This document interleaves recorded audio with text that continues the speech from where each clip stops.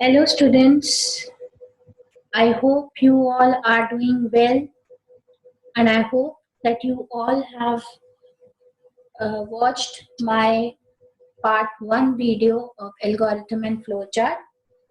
So now after seeing that part 1 video and after understanding what an algorithm and flowchart is and how an algorithm and flowchart is made, now in today's video we will be doing some questions by which you will have a clear understanding of how to write an algorithm and how to make its flowchart. So now moving to some examples. Before I start part 2, I will again repeat the same thing that before watching this video, just first of all, go through part 1 video so that you will understand this part much better and the understanding will be more. So now moving to our first example. First example, again it is a sum of two numbers. This we have already done in part 1. So I will just repeat it. So here we have started with, I have started the algorithm with start. Then I have taken the input. This will be the input.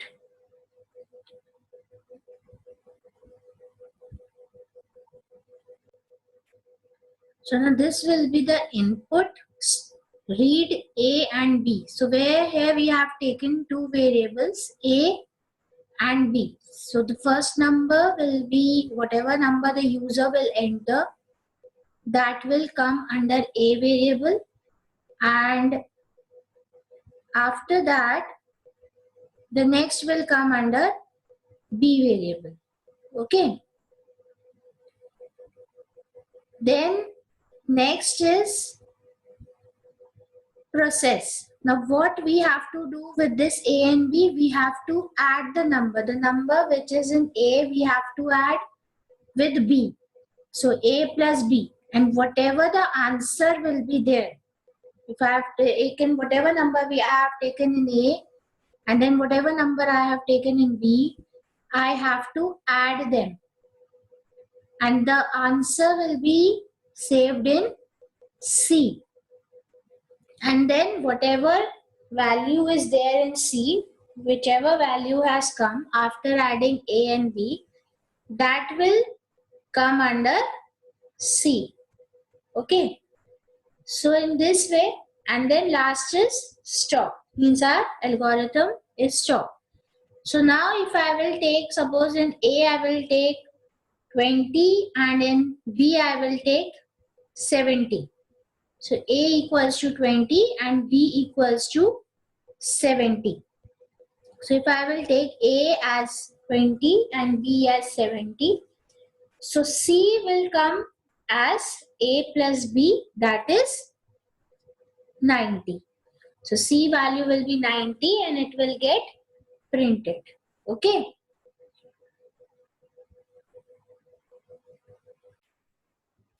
So now let's see the flowchart for this algorithm.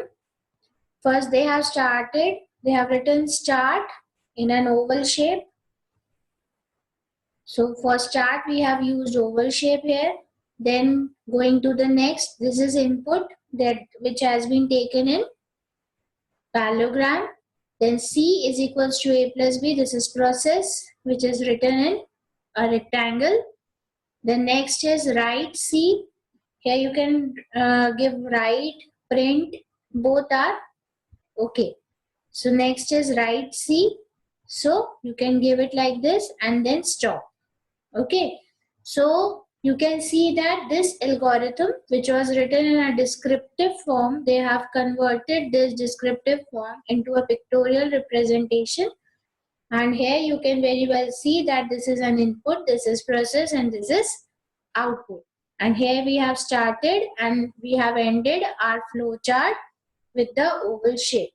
So here shapes are really very important, because with these shapes only the person will understand that whether we are, here we have written it as an input, or where here we have written it as an output. Here input is written as read A and B, and output is written as write or print. Okay, so in this way, this was the first example to find sum of two numbers. Now let's see which is the next question.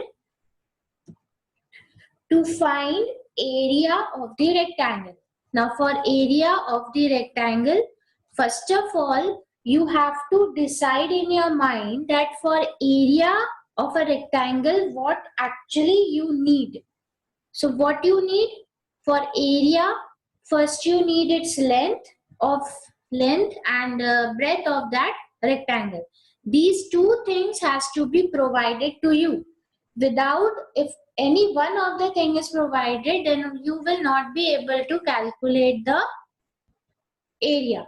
So for calculating the area, you will be needing two inputs, that is length, and second will be breadth. Okay, and then whatever the length and breadth will be, you have to multiply it and you have to save it in some other variable.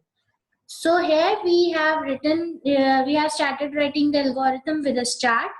The next is read side length. Now this side length is given the variable as A. So we have made ourselves, or the person who will be reading this algorithm, understood that here A is length and B is breadth. Okay, A is length and B is breadth. So here it is very well understood that A means length and B means breadth. After that, here we will see that whatever value is there in A, we will multiply that value with B. So A into B, whatever the value will come, that will go and get stored under the variable area. Okay, and then we will print the area. So first we will take length and breadth as the input. Here you can take A and B. Here you can take LB. Here you can take P and Q. Here you can take length, full word also, breadth, full word also. Like here they have taken area as a variable. Here you can take area. Here you can take A. It all depends on you. Again, I am saying the name of the variable depends on you. You only decide what variable you will be convenient in. Suppose if you want to take length and breadth as L and B for convenience purpose, then you can take it. But remember that L and B has to be same in the whole algorithm. Wherever length will come, there you have to use L, and wherever we are talking about breadth, there it will come B. Okay, so whatever the area will be, it will get printed here. This is the output and our algorithm will get stop here. Now let us see the flow chart. First start, oval shape, then read A, read B. I have given you this flow chart to show that the input can be taken like this, but because here there are two inputs, so it will go, means it's okay, it will go conveniently like this. But where the number of inputs are more, then in that case this thing is not possible. So you can take read A comma B like we have taken in our last program. I have told you it was written read A comma B. In the same way here also you can take read A comma B. Then you can come to the process box, that is a rectangle. Here you can write area equals to A into B, and then here you will write area or print area and you will stop. Clear? Now here suppose you are taking read A and B, and here by mistake you have written L into B. So that will be not at all considered correct. That flow chart will be wrong.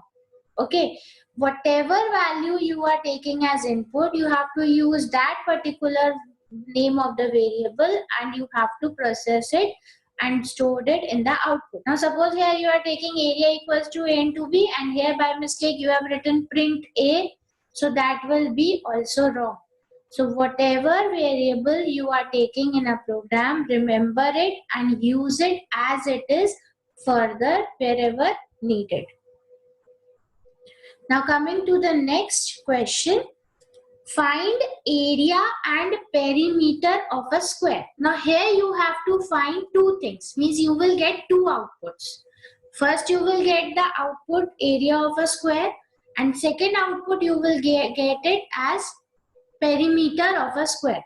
Now area of a square means 4 into area of a square is L into L, side into side. Now, whatever side you will be taking, variable you will be taking, that will be it's square, a side square. Okay, and perimeter is 4 into side. So now this formula has to be known. So actually what you need for area of square also you need side, and for perimeter also you need only side. So means side should be common, side is common in both the formulae. Okay, so first thing is we decided that our input will be side. Okay, will be the length of that particular side. So first of all we will write here start. Then we will take the side in L. You can take it in S. You can take side, S-I-D-E, side also you can take. Whatever name you want to take. Here I have taken L. Okay. Now area. Area A equals to, now if you want you can write area here. If it is not, means if it, you can exempt also. Here you can straightly write A equals to L into L. Here I have written area because I just wanted to make it clear that here A is area. Okay, so area means A means area. So area equals to L into L, and P equals to 4 into L. P equals to 4 into L. And then we will print here A and P. Like see, I have not printed area and perimeter word.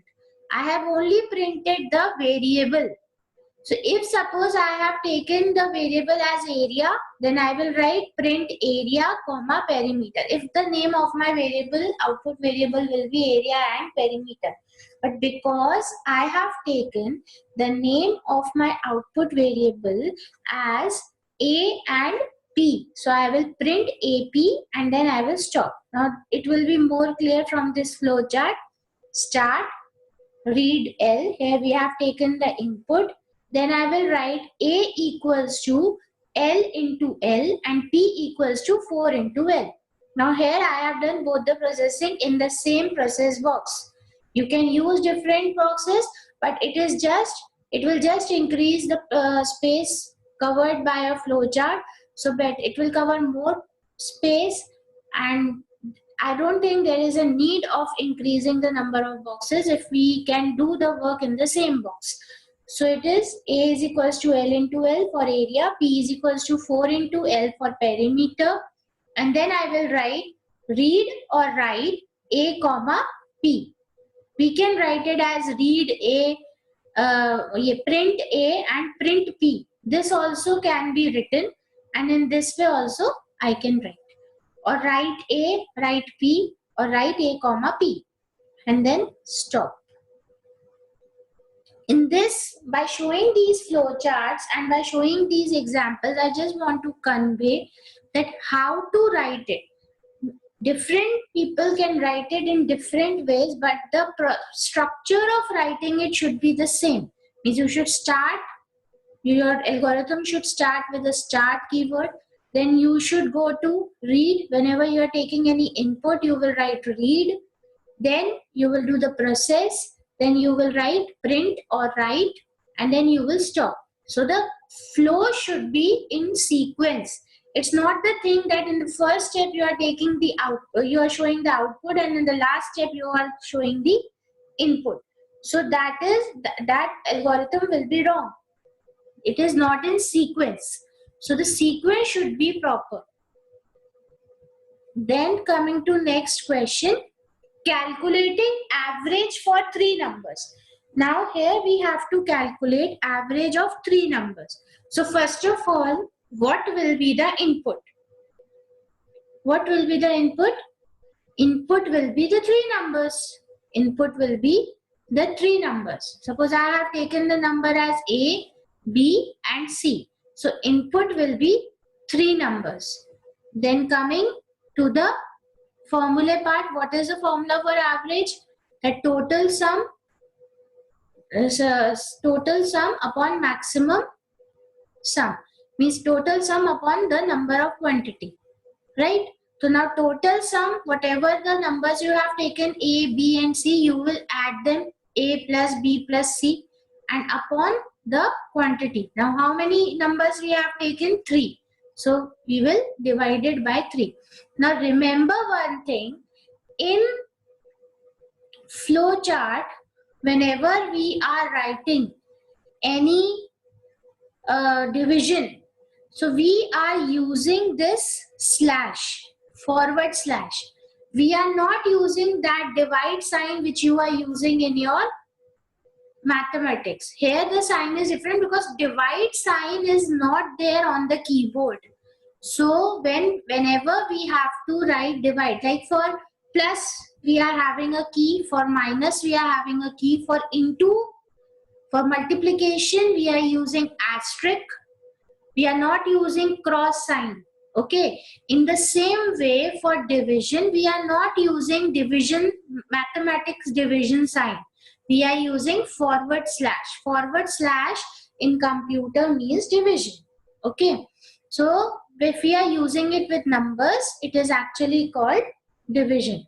So average equals to 4 plus B, A plus B plus C. So first let us see here, start, read 3 numbers. What are those 3 numbers? A, B and C. Now calculate. How we will calculate the average? Average is my variable. Average is the name of my variable. Okay. Here they have taken average. Here we can take, why we have not taken A? We have not taken A because here A is already, we have already taken A for input. So here we have taken average. You can take AVG also. You can take anything according to your convenience, but don't take any variable which has A, B and C. A and B and C are already booked for input. Okay. Then average equals to A plus B plus C slash, that is forward slash 3. Then print average, stop. Is this clear? Now coming to the this part. Now this we have started, read A, B, C. You can write read A, read B, read C in the same input box, that is a parallelogram. Then you will write, here they have written B, there is no necessity. You can write in this way, but I prefer read A, comma B, comma C. Okay, then coming to the rectangle, average equals to A plus B plus C upon 3. Write or print average, stop. Clear? Now you will see here in whatever algorithm and flowchart till now we have discussed it, whatever we are writing as algorithm, the same thing we are just writing for flowchart also, but in different boxes, so as to convey the person who is explaining the flowchart that this is the input, this is the process and this is the output.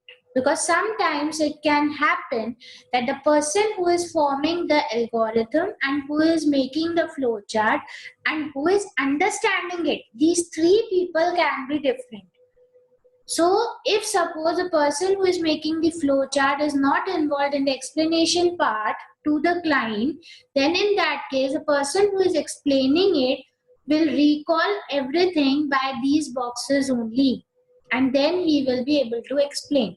If we will make all the boxes of same pattern of same design, then it will be difficult for the person to identify what an input and what an output and what a process is, or where we have started or ended the flowchart. Now, next question is to calculate simple interest. Now, for calculating simple interest, what you need? You need principal, you need rate, and you need time. So, principal, rate, and time. Here we have taken principal as P, rate as R, and time as N. Because here they have written, so if we have not written, then in that case you can take PRT, you can take PNT, whatever is convenient to you, the variable which you can remember easily. You can take full word principal, time, rate. This can also be the way to take it. But use the same variable in the whole program. So here I have taken SI as my output equals to T N R upon T. Now here will be P into P asterisk N asterisk R upon T. P asterisk N asterisk R slash 100. Then you will write print SI and stop. Now here you can see, here it is start, read P in N and R, then SI equals to P into N into R, P asterisk N asterisk R slash 100. This I have written in process, and then write or print simple interest, that is SI, because SI variable we have taken here, and then stop. Okay. So this is the way by which we can write any algorithm and we can make its flowchart. But the thing to be remembered is that you have to maintain the flow of that particular algorithm, and you have to use variables properly, and those variables are only to be used in that particular algorithm wherever needed. You cannot change the name of the variables. Next is area of a triangle where 3 sides are given. Now here we have used Heron's formula. Heron's formula means there we have given we calculate S first, that is A plus B plus C upon 2, and then we calculate the square root. Now one thing remember, on your keyboard no square root sign is given. This you all know. So for making square root, we are using this SQRT. S for conveying that we have to calculate square root of a calculation, we are using SQRT. This is for square root. Okay, SQRT, and then whatever thing square root you have to find, you just put it in a bracket and you write it. Now here you have seen we have taken 3 numbers A, B and C. Then we have written we have calculated S, that is A plus B plus C upon 2, and then we have calculated area. Here we have taken area in capital A, and one more A is taken, but that is small. So this can be done, or you can write area here also.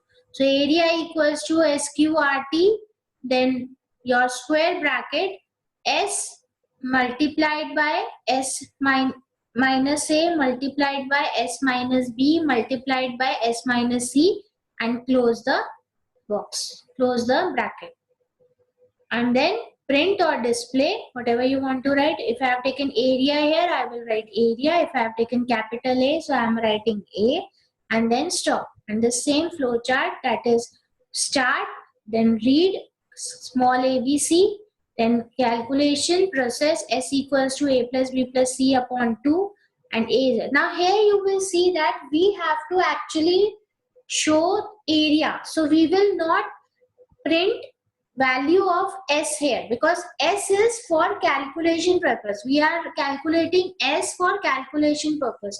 It doesn't have any value in showing that S value. Means it's not necessary. So here we have written write A or write area, whatever you will take, and then stop. So this is the way by which we can write algorithm and we can make flowchart. I hope it is clear. More examples we will discuss, but for a while I think these many examples are enough to clear you that how an algorithm is written and how a flowchart is made. Now for the coming days, whenever we will start with algorithm and flowchart, hope so in our classrooms, then in that time we will discuss about some programs in which we are having conditional programming and how to write those conditional programming algorithms and flowchart, where suppose any sort of question can be there. So that time we will discuss afterwards. This is the basic of algorithm and flowchart. This is the most basic examples I have shared with you. So understand these examples, go through the flowcharts and try to make them by yourself as much as possible. Use your variables, but remember that the variables which you are using should be same for all over the algorithms. And if you are using any variables for flowchart, and one more thing I just want to convey, that whatever variables you are using in flowchart and whatever variables you are using in algorithm can be different, but I prefer you to keep it same so that it will be easy for you to write the to make the flowchart for the given algorithm. Sometimes mistakes can happen. So to avoid those mistakes, we prefer that whatever variables you are using in algorithm, the same variable should be used in the flowchart. So if you are using ABC, use the same variable ABC in your flowchart also. So now I hope that this chapter, lesson number 3, is clear to you, and make it clear so that we can go with the next chapter, that is lesson 4, programming. So once you have understood, you are thorough with this chapter, we can easily start with that chapter, and that you will understand more more easily. Okay, so thank you for watching this video, and I hope that you will clear up your concepts for algorithm and flowchart. Thank you so much.